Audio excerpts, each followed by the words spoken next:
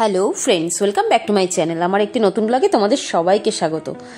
আশা করি তোমরা সবাই ভালো আছো। তো চলো, আজকে অনেক দিন বাদে তোমাদের সাথে আমি রান্নার রেসিপি শেয়ার করছি।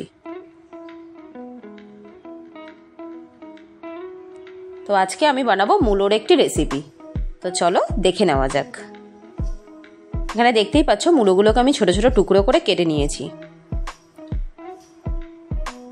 আর নিয়ে নিয়েছি ফুলকপির ডাঁটি। ফুলকপির ডাঁটিগুলোকেও দেখো আমি এরকম ছোট ছোট টুকরো করে কেটে নিয়েছি।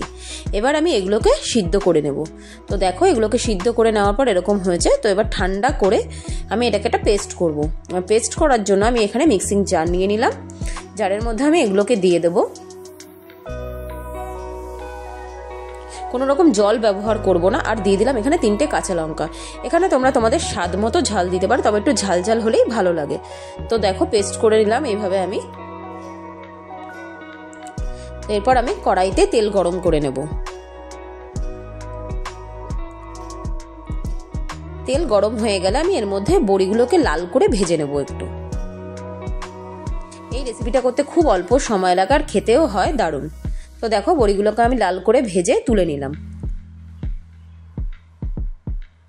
এবার এই তেলের মধ্যে আমি দিয়ে দিলাম শুকনো লঙ্কা, কালো জিরে আর দিয়ে দেব সর্ষে। একটু কিছুক্ষণ ভাজা ভাজা হয়ে গেলে এরপর আমি এর মধ্যে পেস্টটাকে দিয়ে দেব।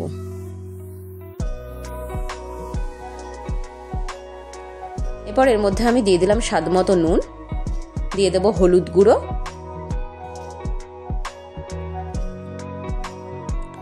আর দিয়ে দেব স্বাদ মতো চিনি। এখানে তোমরা যদি কেউ চিনিটাকে না দিতে চাও না দিলেও পারো। তো এবার আমি ভালো করে এটাকে নাড়াচাড়া করে নেব। এটাকে একদম শুকিয়ে ফেলতে হবে। তো দেখো আমি প্রথমে নাড়াচাড়া করে নিচ্ছি।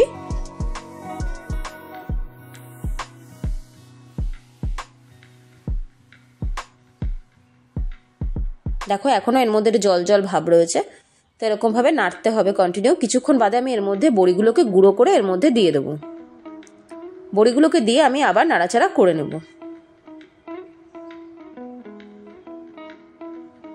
যখন আরো কিছুটা শুকিয়ে আসবে তখন আমি এর মধ্যে দিয়ে দেবো ধনেপাতা কুচি। ধনেপাতাটা একটু বেশি পরিমাণে এর মধ্যে দিলে ভালো লাগে খেতে। ধনেপাতাটা দিয়েও আমি আবার নাড়াচাড়া করে নেব। এরপর আমি একদম এটাকে শুকিয়ে ফেলবো। দেখবে কড়াই থেকে লেগে গেছে পুরো। যখন কড়াইতে লেগে লেগে আসবে তখন বুঝবে রান্নাটা হয়ে গেছে। তো দেখো একদম শুকিয়ে গেছে। তো তৈরি হয়ে গেল আজকে আমাদের মূলো ছেচকি।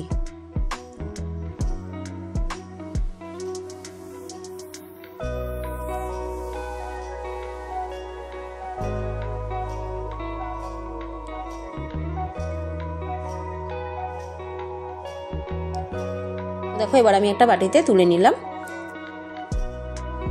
তো জানিও তোমাদের রেসিপিটা কিরকম লাগলো।